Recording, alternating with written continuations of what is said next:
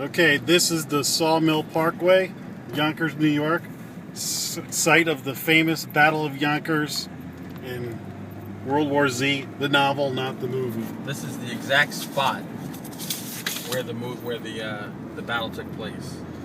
This was where the humans made their military stand against Right the here at zombies. this yield sign. It was a choke point. And maybe it had something to do with the hill, too.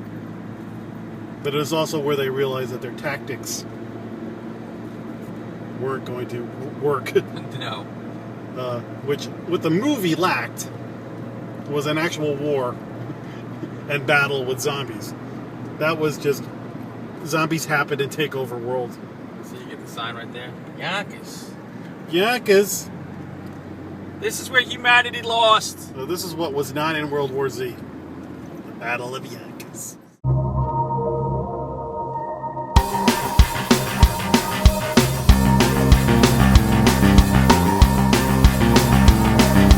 Monster, Monster Man, Monster, Monster Man, Jack and Hunter at it again.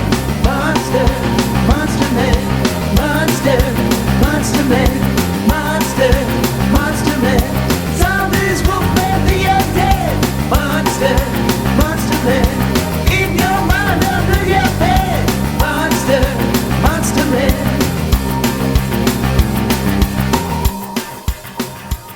Welcome to Monster Men. Okay, before we do anything, let's take a moment to acknowledge the passing of one of the greats. The absolute legend, Richard Matheson. He is the writer of I Am Legend. We've got the Legend of Hill House. Oh no, sorry, that's different. Hell House. If you don't know who Richard Matheson is, you probably still have been affected by him. Because this guy's fingerprints are on pretty much everything that's happened since the 70s. Well, even beyond Yeah, 60s, 60s. 50s. I mean, He's the guy who wrote I Am Legend.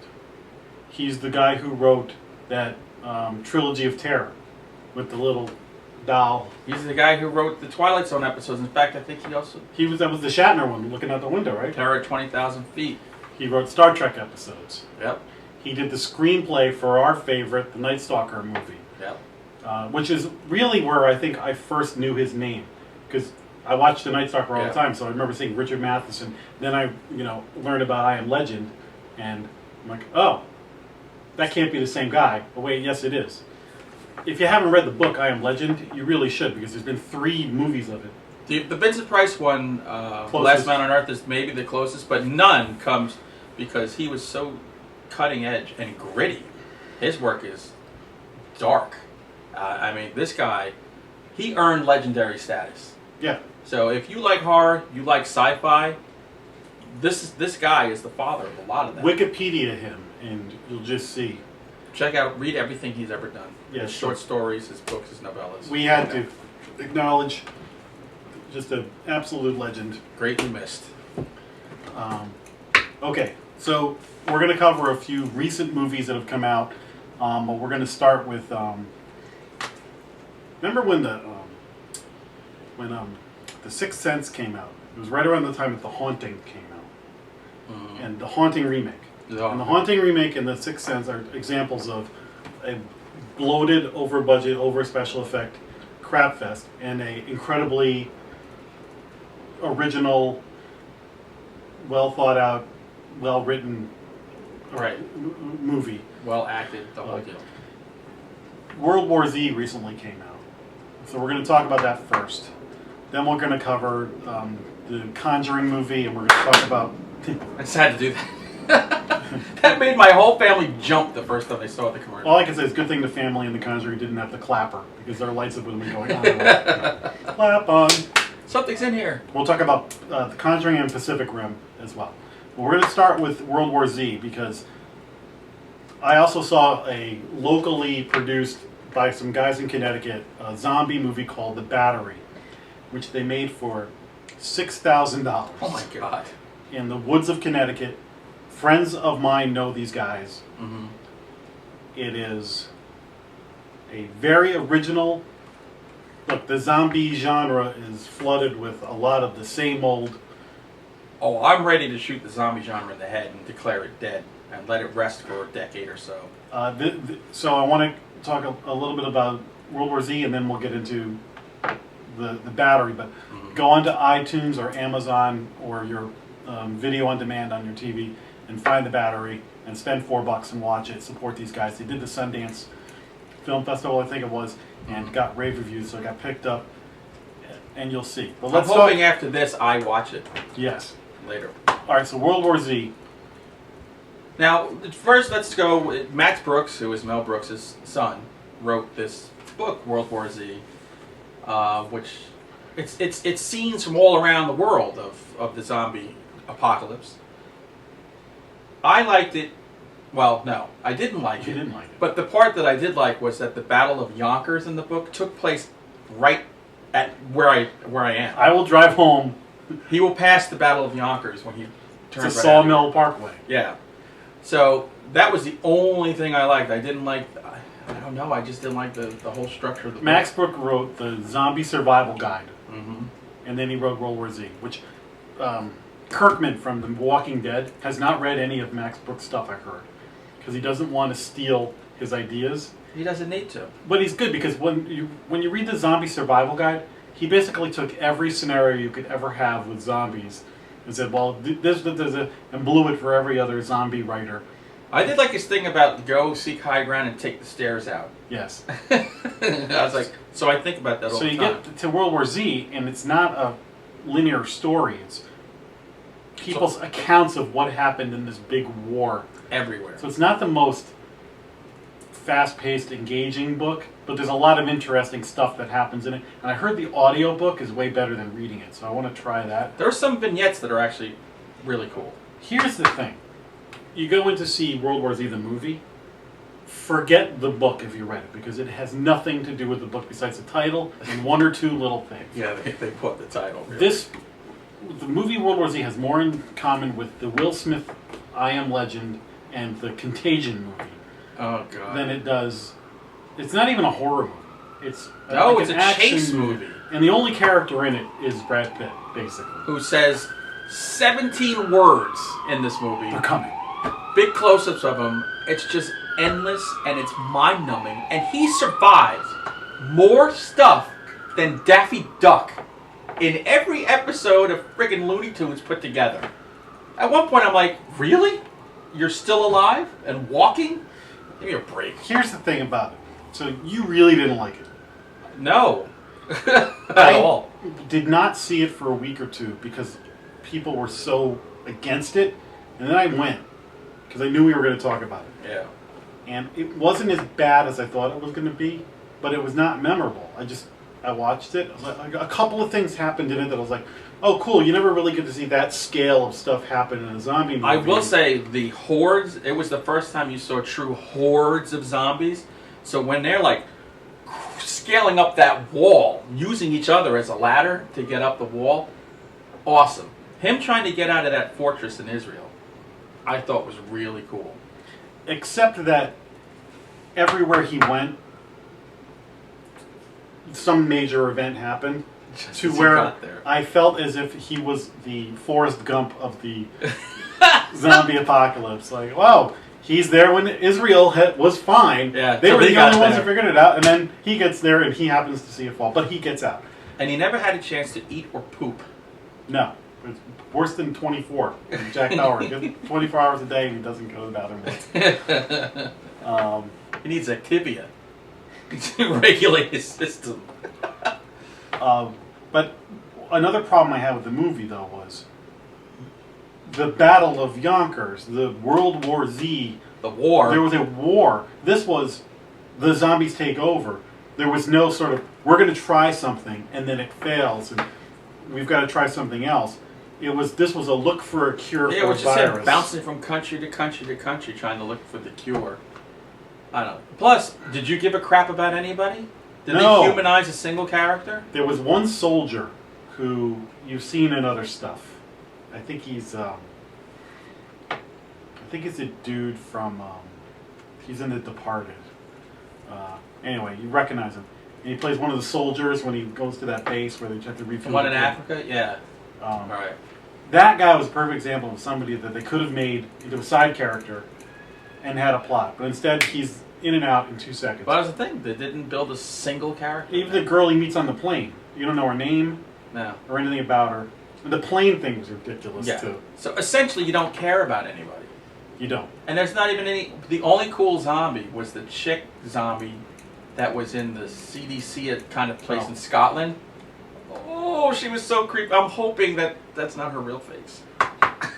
Now, this movie famously was stalled because they basically rewrote the last act of the movie. It has all the earmarks of a movie that had problems. And you can see this movie changes. The first 2/3 are it's this big grand movie, and then the last act is in that CDC place in Wales, and it turns into, you know, It was just continuing the boredom at that point, as far as I was concerned.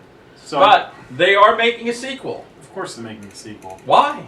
But So I mean, as far as zombie movies goes, I would say, again, rent it. It's fine, but it's not. It's again just not a memorable. It didn't piss me off watching it. it didn't piss me off because I didn't care about the book. Yeah. So it couldn't disappoint me. I was just upset that I spent, it $40. it could have been so much better, but it wasn't as Yeah. bad as I thought it was going to be. It See, was like- I had no intention of seeing it. It's just I went to go see The Purge, and when they told me The Purge was no longer at the theater, all that was left was World War Z. So, Now you take but here's the deal: my daughter, who's 14, that's her first horror movie seeing in the movie theater. Loved it. good point. She loved it. My but it was nephew awesome. loved it too. Here, I forgot the biggest part: a zombie movie with no blood. Yes. There's no blood in this. I said a bad word. There's no blood in this movie. You're right though. How do you make a zombie movie with no blood? But that's why it was perfect for a 14-year-old It girl. is. You're right. It's the marijuana of zombie. It's the movies. gateway just a drug. gateway drug too. And I think there's a lot of movies that come out that they're not for you and me. They're for the babies who. And a lot of the movies that we grew up with are too slow and dated now. So Yeah. for them, maybe. Again, I think Zack Snyder's Dawn of the Dead is the most overrated zombie movie. I thought it was okay. It was okay. But people make such a big deal out of it. And I'm like, go watch the original Dawn of the Dead. It's such a great You movie. never need another one. Yeah, like, that's the zombie movie. Right. That's it. You don't need another zombie. That was the best one. And like the remake of Day of the Dead with Mirror Sor... No, not Mirror They're Sorbiano. making another remake of Day of the Dead. Oh, God. That was so bad. It was Ving Rhames and the girl from American Pie. As a matter of fact, Day of the Dead, the original one, is where you stop with the Romero movies. Yes, don't go further. But now, go see The Battery, and what you'll see is with pennies. They spent more, I think, on the car they use. Right. Things happen in this. It's these two guys. The Battery is the guy with a pitcher and a catcher on a baseball team. When the Oh, so zombie it's like thing the pitching hit. the battery. Yeah, of the pitching? Battery is and it's these two guys are basically. It could be me and you, like because it's filmed around here. So Right. they're wandering from house to house and place to place, scavenging food and trying to survive. And there's hardly anybody else in the movie. There's zombies, but it gets more personal into what things you would go through. Like I miss women. Right. I miss cheeseburgers. I'm sick of you. Like we've been Oh, around. my God. Did they build the story and characters? Built story and That's a characters, Common theme. and That's how movies fail and succeed. so it's a character-driven movie. And again, when you watch it for the money they spent on this, Mm-hmm. you're like, hey, somebody took the zombie premise and made an entertaining movie that didn't require CG. Right. Which is what The Walking Dead should always be. And The Walking Dead goes It's in and not- out of being really good to being Right. a lost opportunity. But So, we got to check. We got to find it. It's got to be somewhere yeah, to watch that. so we would say World War Z. Wait till cable. I did a blog post if you want to go to Good huntershay.com, call. helping you catch your Z's. And I'm going to check out the audiobook and see if it's any better because the concepts in it were pretty good. I think if they did the audiobook with different voices, They do. They have like actors. then doing it'll be cool. I could see that then. it. Do you want to talk about The Conjuring? Yeah, so I saw The Conjuring. And I saw it because I had no desire to see this movie because I heard it was about Ed and Lorraine Warren. See, I first saw The Coming Attraction. I didn't know that.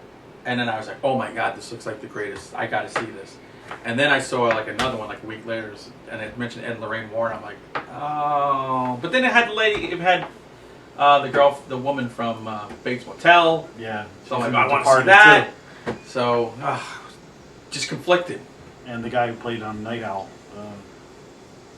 Is it worth it? Yes. Here's the thing. Number one, that what we were saying about the 14-year-old. This goes back to, remember what we said about the Innkeepers, where it built mood with Yes. tracking camera shots and took Right. set up things. And this movie relies less on the jump scares than you think it's gonna. Yeah, because some of the coming attractions, I I was thought it was worried. I gonna- said it's going to be constant. Yeah, actually, I almost wish they'd let me read the script. I would like they could have actually punched it up a little bit, but maybe that's just the jaded Right. horror movie guy. Because a couple of times they do it. Where there's one scene in particular where the scare is phenomenal. They set it up perfect. And what happens?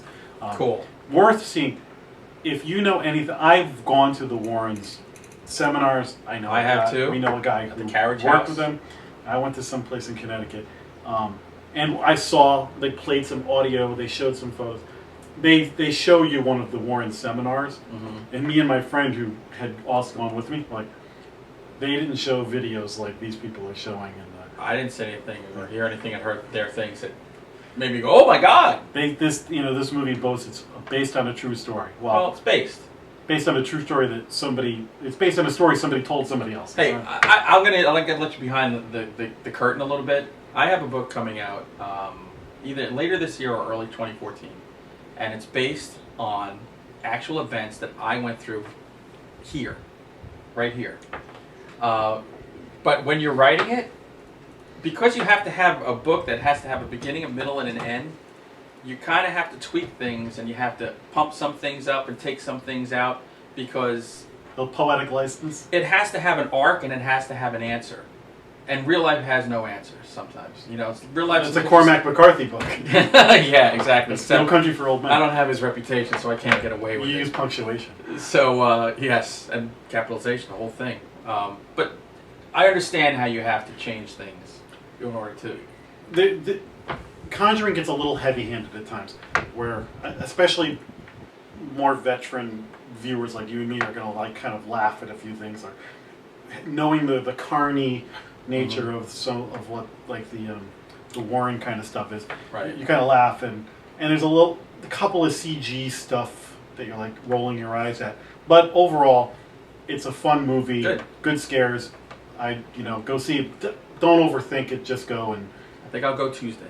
And enjoy it. Tuesday's discount day. The same people who did that did Sinister with Ethan Hawke. See Sinister. Which I haven't seen that. I really want to see that. Holy cannoli. They also That's a did good movie. the one that's Oh, Insidious. Insidious. Yeah. When Which they showed I want to see the the sequel. trailer for the sequel came out. We've said this before. Insidious, the first half of that movie's One of the scariest One of the movies scariest. of the last 30 years. kind of the wheels come off a little bit second half. Right. So I'm interested to see what they do the second Yeah. time around. I'll give them that. So at least these people are putting out much better product than a lot of the other stuff. Oh God, there's so many bad ones out there. They're actually trying. Now another movie that I saw that I highly recommend is another one of these though that you just got to turn off part of your brain and go and enjoy it. Just go in the time machine, make yourself little. Pacific Rim, the giant monsters versus giant robots movie. Oh my God, that's like everything I've dreamed of since I was a kid. When we were kids, there was the 4:30 movie. I have a blog post on Back and Jack about this. They had Monster Week, 5 days in a row. Wiffle Ball was 4:30, canceled for yeah. Monster Week. There was 2 weeks of, in particular, 8 4:30. week. Oh, 3 weeks.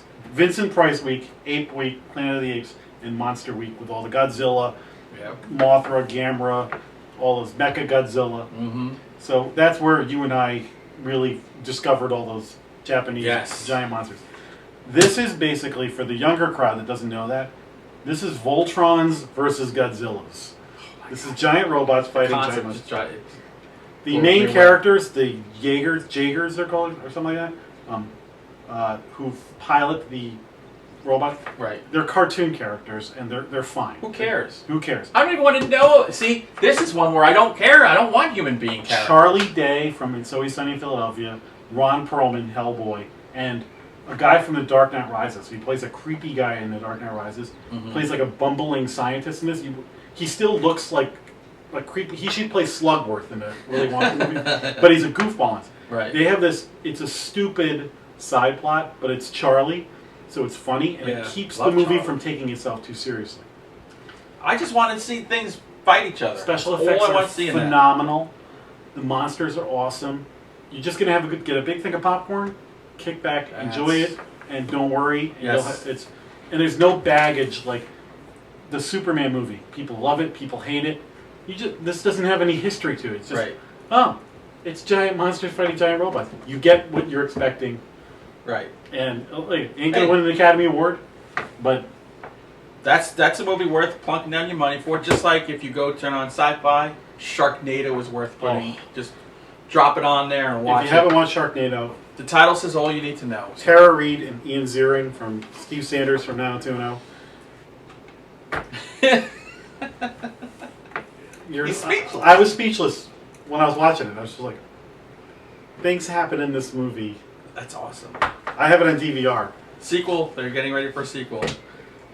Yeah, And my daughter gave me an idea for a other kind of movie like that at the beach.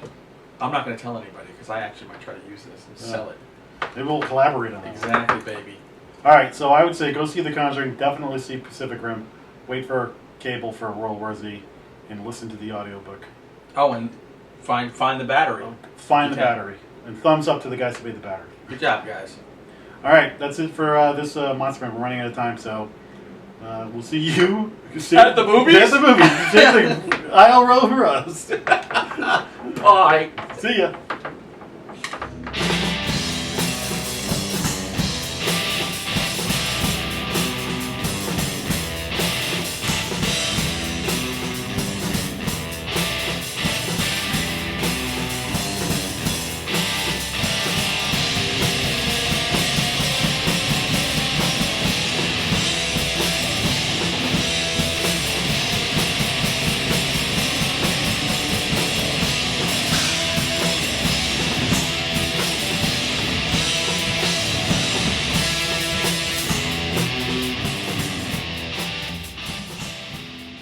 Grr, arg.